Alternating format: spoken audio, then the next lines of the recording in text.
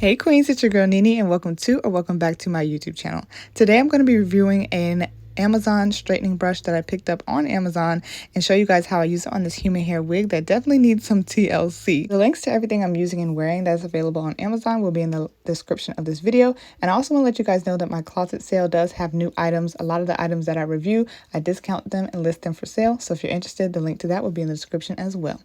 All right, you guys, this is a kinky straight half wig that I picked up on Amazon. It has been a good wig to me and I have used it up, but it definitely needs some tender love and care today. So I'm going to start by just detangling with a comb, and then we're going to straighten it with this straightening brush. So this straightening brush is a mini size. It's supposed to be a travel straightening brush, and this one doesn't have the exact temperature. It just has an on and off switch, and it is a smaller size. So you guys saw me kind of comparing it to the size of my hand. It is smaller, and this thing, even though it is small, it does get pretty hot. I don't know if you guys can see the smoke right there, but it does get pretty hot for its size. So I'm going to start by just going through the hair section by section. I'm starting with the front side, and I really want to not only detangle it, but also get rid of all of these, I don't know how to say it. Like, it's just, this wig just has a lot of lumps and bumps that need to be straightened out.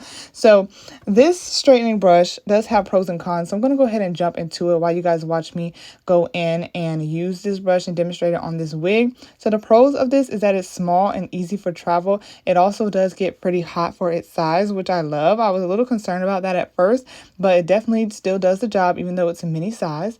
And some of the cons I would say is I wish it did have a temperature gauge, even just like something estimated temperature, because I do use this on a lot of wigs, and you guys know certain wigs can only take certain temperatures, but this one only has an on and off switch, so it doesn't have the exact temperature.